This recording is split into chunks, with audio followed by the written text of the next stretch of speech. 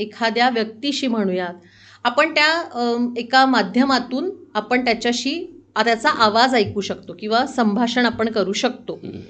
तर आता ह्या ज्या फ्रिक्वेन्सी आहेत म्हणजे टेलिफोनच्या, या कोणी बघितल्या आहेत का?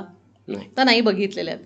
मोबाईलच्या बघितल्या आहेत का? नाही बघितलेल्या आहेत. रेडिओच्या बघितलेल्या आहेत का? तर नाही बघितलेल्या आहेत. पण आपण जर एक स्टेशन ठरवलं की मला रेडिओ मिर्ची समजा ऐकायचं किंवा अजून काही ऐकायचं, तर आपण तेवढाच तिथली ती फ्रिक्वेन्सी आपण सेट करतो. येस, फ्रिक्वेन्सी आपण सेट करतो आणि आपण बरोबर त्या स्टेशनला कनेक्ट होतो आणि मग आपण ते ऐकू शकतो. बरोबर. तसंच टेलिपॅथी हे आहे. आपण त्या एका विशिष्ट ऊर्जेशी कनेक्ट होतो आणि मग आपण संवाद साधू शकतो. मग आता ऊर्जा जिथे आहे ती सगळ्यांमध्येच आहे. म्हणजे ती निर्जीव वस्तूंमध्ये पण आहे, झाडामध्ये पण आहे, निसर्गात प्रत्येक घटकामध्ये ऊर्जा आहे. म्हणजे डोंगरामध्ये आहे, दरीमध्ये आहे, विहिरीमध्ये आहे, सगळ्या ठिकाणी ही ऊर्जा आहे.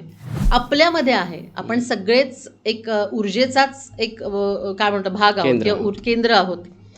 सो आपण सगळ्यांशी जिथे जिथे ऊर्जा आहे तिथे आपण सगळीकडे टेलिपॅथीच्या माध्यमातून संवाद साधू शकतो. त्यामुळे हा कुठलाही जादूटोणा किंवा अंधश्रद्धा हे लोकांनी मानू नये.